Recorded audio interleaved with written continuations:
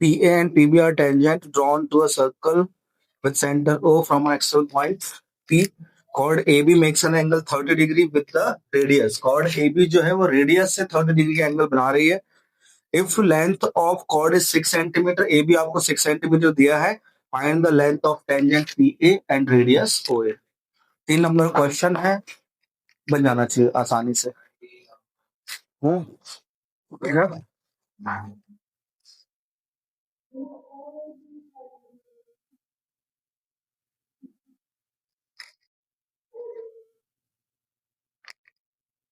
Chord AB makes an angle 30 degree with the radius. मतलब ये दोनों angle O A B is equals to angle O B A. ये तो वैसे ही equal होंगे आपके, क्योंकि ये रेडियस है ना. इज इक्वल्स टू कितना है, 30 डिग्री है. Length of chord A B आपको दिया है कितना, 6 सेंटीमीटर, और फाइंड करना है ए बी और एंड ओ ए. कॉर्ड से एंगल 30 डिग्री बना रहा है, मतलब ये एंगल 30 डिग्री है आपको. करेक्ट है. इस ट्राइंगल पे आपने एंगल सम प्रॉपर्टी लगाया है, तो एंगल सम प्रॉपर्टी से बाय एंगल सम प्रॉपर्टी लगा लोगे ना, एंगल सम प्रॉपर्टी. तो एंगल एओ पे कितने डिग्री का आ जाएगा बताओ जरा. हाँ, 120 डिग्री. करेक्ट है जी. ये एओ भी 120 डिग्री आ गया. और आपको पता है ये दोनों ट्राइंगल्स कैसे होंगे आपके आपस में, कॉन्ग्रुएंट होंगे, है ना. Triangle O A P, O A P is congruent to triangle O B P. O B P कैसे कॉन्ग्रुएंट हो जाएंगे, रेडियस है, लेंथ ऑफ टेंजेंट इक्वल है, और ओपी दोनों में क्या है, कॉमन है. तो रीजन लिख देते direct, by side side side, by side side side. ये मैं आपको जस्ट ओवरव्यू दे रहा हूँ, ये इतनी चीजें आपको करके बतानी है, क्योंकि 3 नंबर क्वेश्चन है ना. तो कैसे करने हैं मैं बताते जा रहा हूँ, लिख रहा नहीं हूँ पूरा, है ना, पूरा नहीं लिख रहा मैं. तो बाय साइड साइड से कॉन्ग्रुएंट हो गए, तो यहाँ से ये वाला एंगल भी इक्वल हो गया आपका. ठीक है, किसके, इन दोनों के. तो अगर इसकी नंबरिंग कर दे 1 और 2, तो एंगल 1 इज इक्वल्स टू 2 हो जाएगा. और 1 और 2 अगर इक्वल है तो कितने कितने डिग्री के हो जाएंगे दोनों, 60 डिग्री के. 120 ये पूरा है, उसका हाफ कर दो तो 60 डिग्री हो गया. इसको नाम दे दो थोड़ी देर के लिए एम पॉइंट. ये जो पॉइंट है ना, ओ पी और ए बी जिस पॉइंट पर इंटरसेक्ट हो रहा है उसको हमने एम नाम दे दिया. अब गौर से देखो जरा, ये कितने डिग्री आया हमारा, ये वाला angle 60 degree.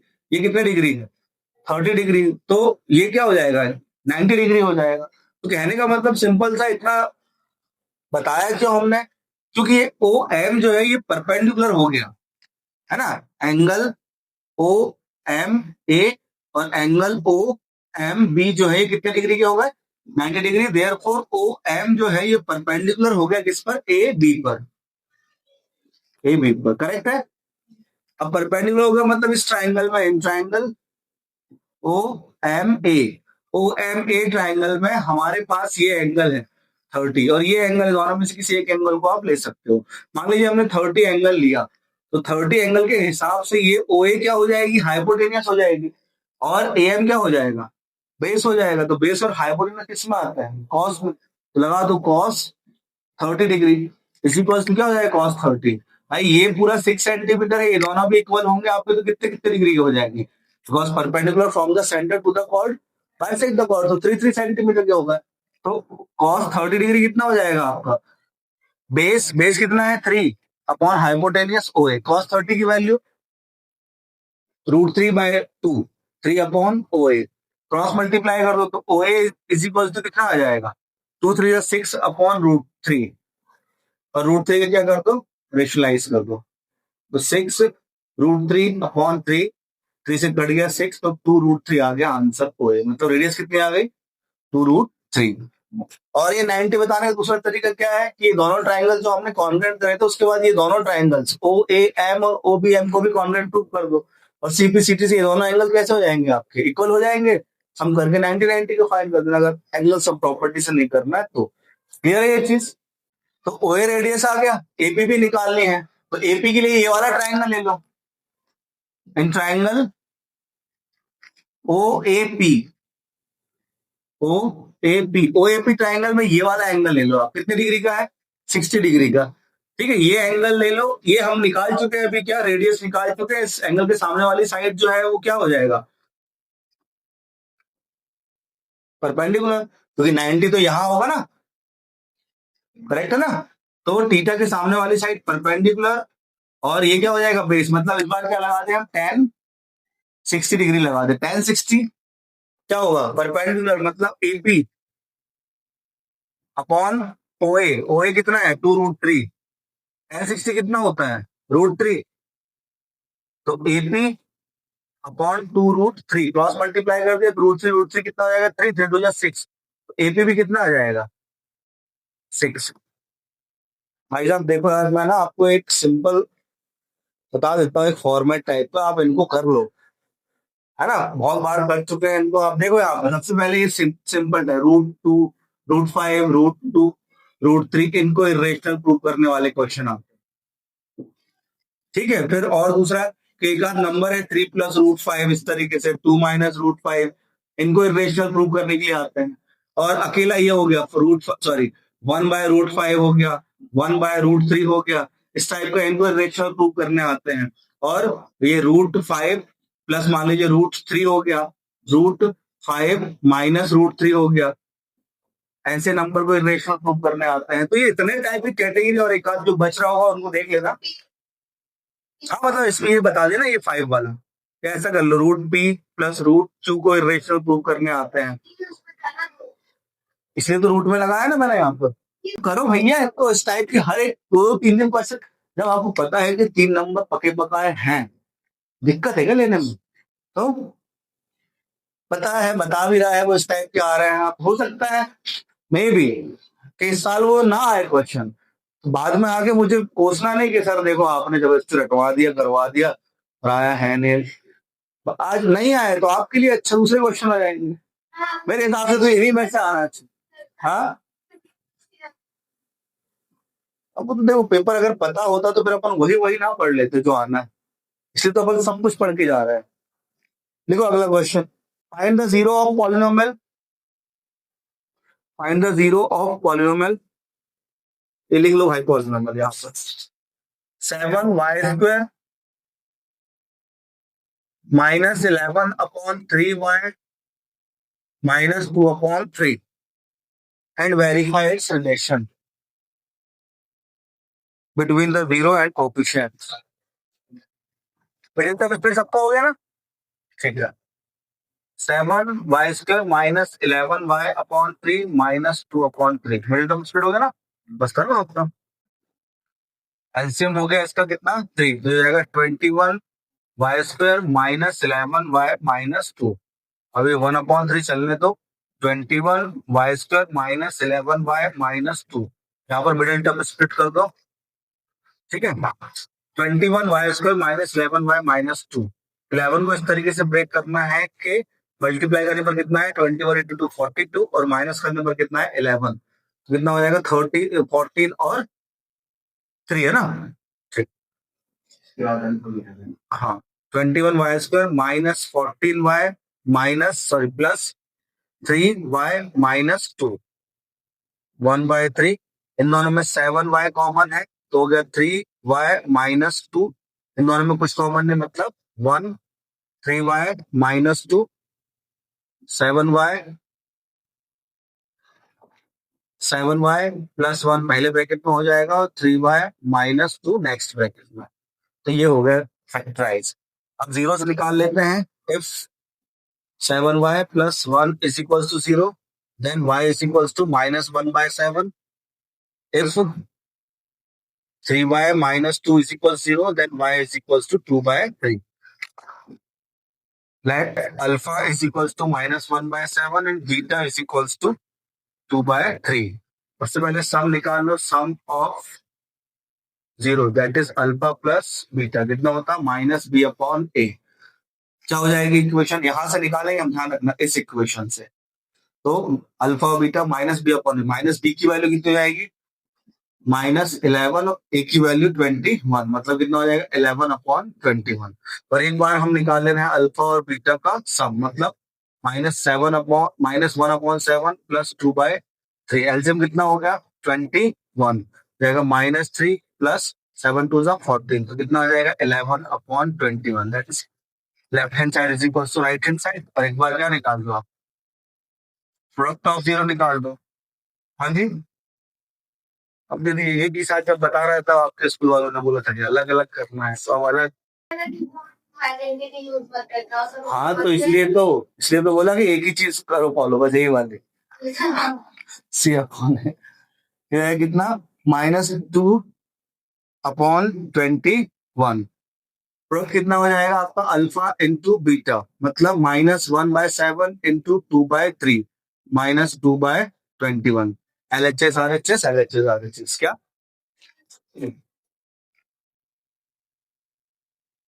Prove that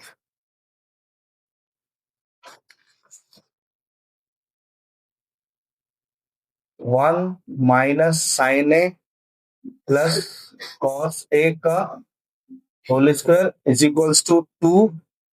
1 minus sine A एक ब्रैकेट में, अगले ब्रैकेट में 1 प्लस कॉस ए।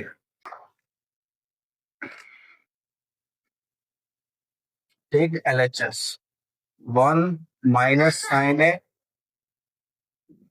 RHS कंडीशन देखो, अगर यहाँ इसको वैसे प्रूव करके आ जाना चाहिए, वो मेरे हिसाब से आ जाना चाहिए।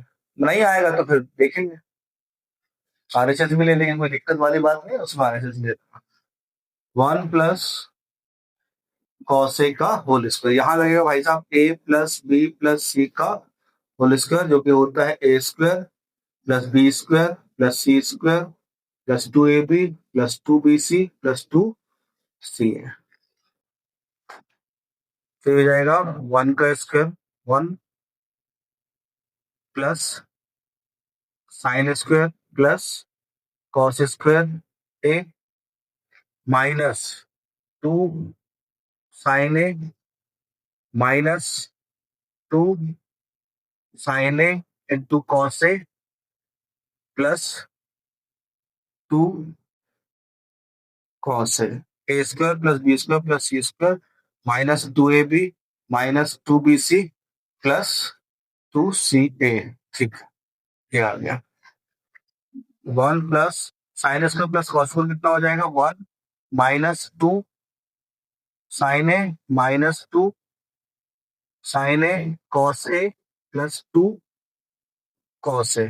ठीक है, 1 प्लस 1 कितना हो गया? 2 माइनस 2 साइन ए। ठीक है, माइनस इन दोनों में से क्या? 2 कॉस ए क्या निकाल लो? कॉमन निकाल लो।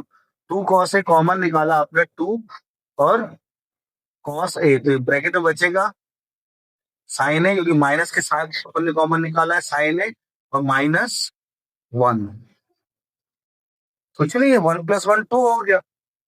इधर लिख दिया ऐसे, इन दोनों में क्या कॉमन निकाल लिया? -2 कॉस है। इन दोनों में 2 कॉमन निकाले तो बचेगा 1 minus sine A.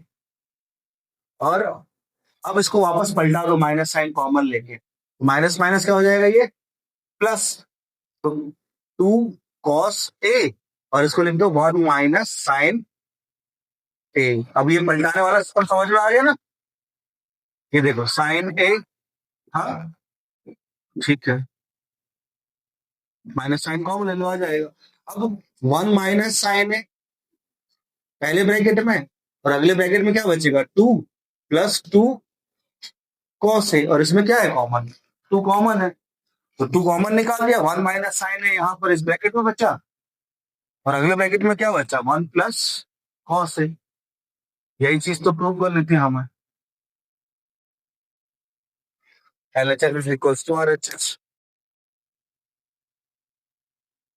tan square A plus cot square A is equals to sec square A into cosec square A minus 2। tan square plus cot square A, ये LHS लिया हमने। हमने क्या किया? ऐसा कर दिया कुछ, tan square A plus cot square ए और +2 और -2, ऐसा लिख दिया हमने। +2 और -2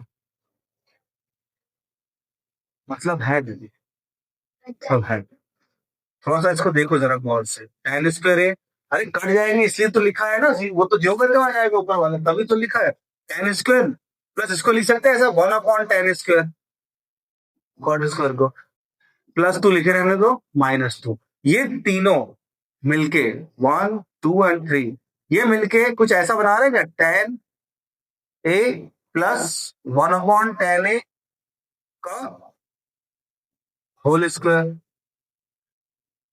-2 a square plus b square +2 into tan a into 1/10a, tan a से tan a कट गया तो 2 अकेला बचेगा। फिर एलसीएम ले लेते हैं यहाँ पर, तो ये हो जाएगा क्या आपका tan a, और एलसीएम में हो जाएगा ये tan स्क्वायर a प्लस 1 का होल स्क्वायर -2। ठीक है, तो इसकी जगह हम लिख देते हैं क्या, 1 प्लस tan स्क्वायर a की जगह हम लिख देते हैं sec square a upon tan a का होल स्क्वायर -2। तो ये भी है, बस इसमें ये चीज याद रखना, मैंने बोला ना मुझे ना इंस्टेंट वो चीज क्लिक हुई, बोला था ना ये चीज मैंने, इसलिए क्योंकि आप कर रहे थे साइन कॉस, इसलिए मैंने दूसरा रास्ता सोचा कि दूसरे रास्ते चला जाए। तो सेक स्क्वायर को क्या लिख सकते हैं, 1/कॉस स्क्वायर ए, और tan को लिख सकते हैं क्या, sign A upon cos A का whole square -2।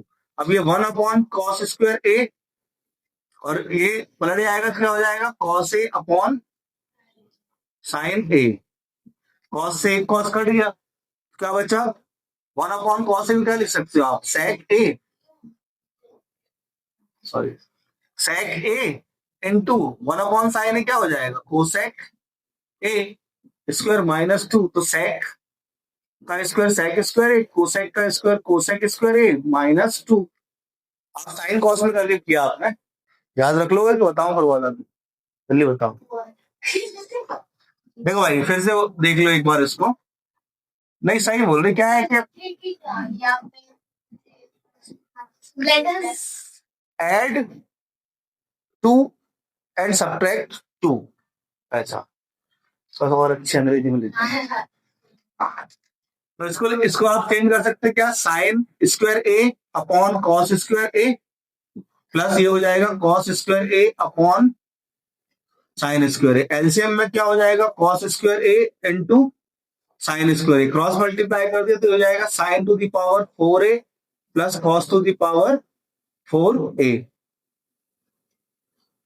Cos two the power 4a।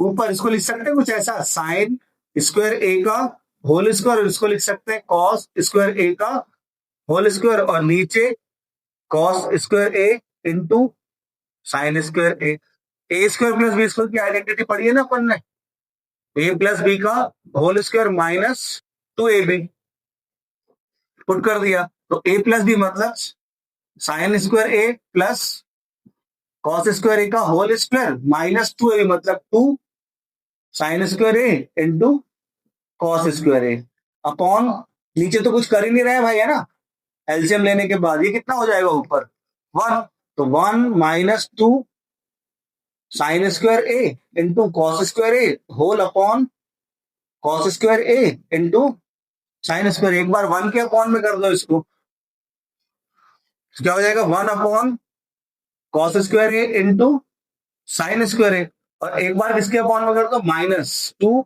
Sine square A into cos square A whole upon cos square A into sine square A, ये साइन से sign cut cos से cos cut, 1/कॉस को लिख सकते हैं सेक square ए, 1/कॉस square ए को, 1/साइन square ए को क्या लिख सकते हैं कोसेक स्क्वायर ए -2, ज्यादा इजी यही है वैसे।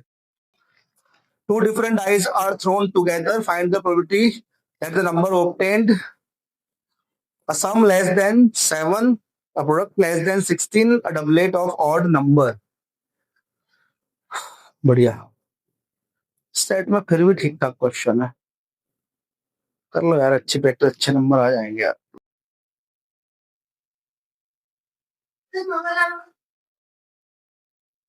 लिखने होगा तो सही बात है। टोटल आउटकम जो है 2 डाइस आर थ्रोन हो जाएंगे 36, ठीक है। When 2 dice are thrown, total outcome जो है वो 36 हो जाएंगे।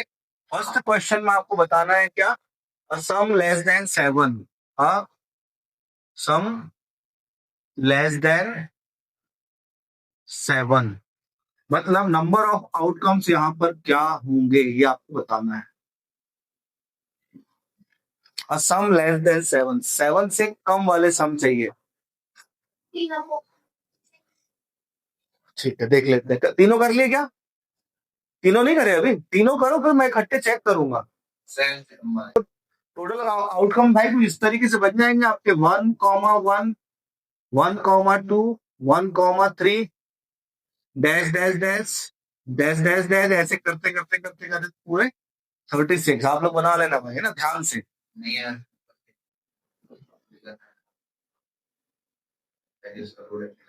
ये आपकी चॉइस है, क्वेश्चन में ऐसा नहीं लिखा है कि आप टोटल आउटकम्स बनाओ, ठीक है, ऐसा कुछ नहीं है।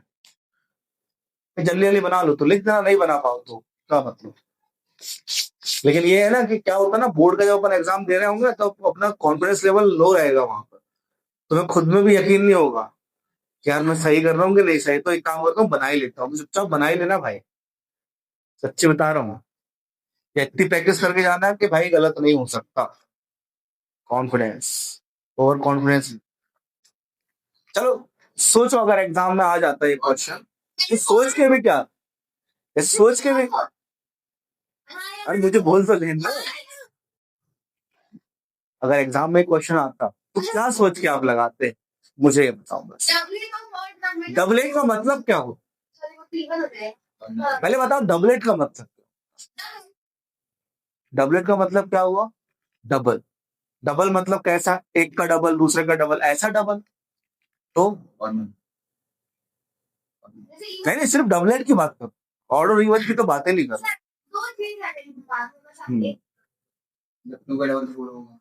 वही उसने कहा ना, और दूसरी चीज आपको बता रही है, दूसरी चीज आपको बता रही है, तो अब इन दोनों में से कौन है डबलेट, चलो आप बता दो जूरी। 6 होगा, अब वही अगर मैं बता दूंगा तो क्वेश्चन खत्म हो जाएगा ना, इसलिए तो बता नहीं रहा हूँ। अपन ऑड और इवन की बात नहीं कर रहे, आप समझो, अगर मैं डबलेट बता दूंगा आपको तो ऑड इवन झटके से निकाल लोगे आप, बात तो चल रही है डबलेट की, करो। डबलेट मतलब दोनों डाइज में सेम नंबर होना चाहिए। बताओ, चलो अब फटाफट डिस्कस कर लेते हैं। पहला है सम लेस देन 7, तो टोटल नंबर जो जब आप ये आउटकम्स बना लोगे, देखो बना लेना मेरे हिसाब से, क्यों, तो कंफ्यूज हो जाओगे, इससे अच्छा बना लेना, ज्यादा बेस्ट यही है। तो बनाने के बाद जब हम टोटल नंबर ऑफ आउटकम्स का, सॉरी, नंबर ऑफ आउटकम्स निकालेंगे तो कौन कौन से होंगे आउटकम्स आप बताओ। देखो 1 1, इनका सम लेस देन 2 है, और 1 2, और 1 3, 1 4, 1 5, ठीक है, 1 5 ये हो जाएगा। 1 6 क्यों नहीं लिखेंगे, क्योंकि उसका सम कितना हो जाएगा, 7 हो जाएगा। अब और क्या हो जाएगा, 1 1 को आप पलटाओगे तो वही 1 1 ही बनेगा, तो उसको नहीं पलटाएंगे, हम इसको पलटाएंगे, क्या हो जाएगा, 2 1, 3 1, 4 1 और 5 1। इसके अलावा और क्या होता है, इसके अलावा होता है अगले उसमें आ जाओ, अभी आ रहा है ना 6, 6 वाला क्यों लेंगे हम, 6 वाला तो टोटल जो नीचे वाला रहेगा लास्ट वाला वो तो पूरा छोड़ देंगे। 6 + 1 कितना होता है, 7, तो वो पूरी रो चली गई हमारी। तो ऊपर 5 वाला जो है, 5 और 1 कितना है, ले चुके हैं हम, एक ही आएगा। उसके ऊपर वाला 4 वाला, तो 4 वाले में क्या रहेगा, 4 1 जो हम ले चुके होंगे, देखो 4 वाले पे 4 1 हो गया, 4 2, 4 3 होगा नहीं, और 3 वाले में 3 1 हो चुका है, हाँ 3 2 हुआ, नहीं हुआ, तो 3 2, 2 3, और रहेगा 2 4, 2 3 हो गया, हो गया 3 2 हो गया, 2 4, 4 2 हो गया, 2 2,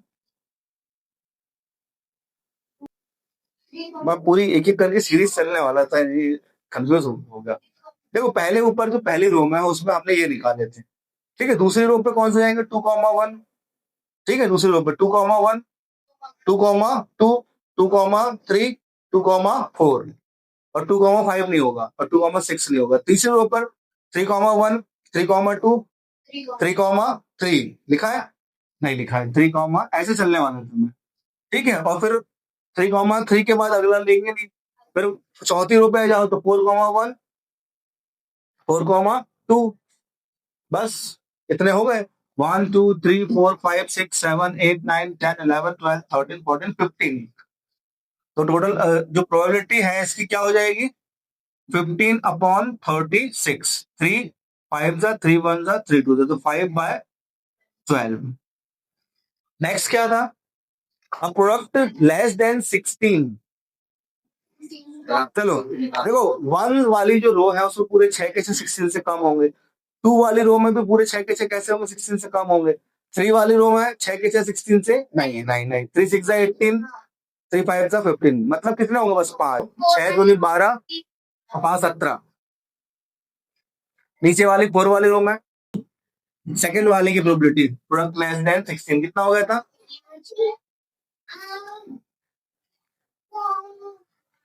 15 तक हो गया था ना। पहला दूसरा 17 17, तीसरे में कितना 4 और 1, पहला हो गया तो दूसरा हो गया तो 6 बचा 12 और तीसरे में कितने थे 5 17 और फिर चौथे में 4 1 4 2 4 3, बस 3 और कितना हो गया 20 और नीचे फिफ्थ वाले में 5 1 5 2 5 3, 3 इसमें हो गए तो हो गए कितने 23 और 6 वाले में 6 1 6 2, बस 2, तो कितना होगा 25, मतलब 25/36। और लास्ट जो है थर्ड वाला डबलेट, डबलेट मतलब ऐसा कुछ 2 2 1 1, ठीक है, 3 3 4 4 5 5 और 6 6, ये हुए डबलेट। अब इसमें से ऑड चाहिए ना, और डबलेट चाहिए। और डबलेट कितने होंगे हमारे 3 होंगे, टोटल नंबर आउटकम्स हो गए 3, मतलब इसकी प्रोबेबिलिटी कितनी हो जाएगी 3/36, मतलब 1/12।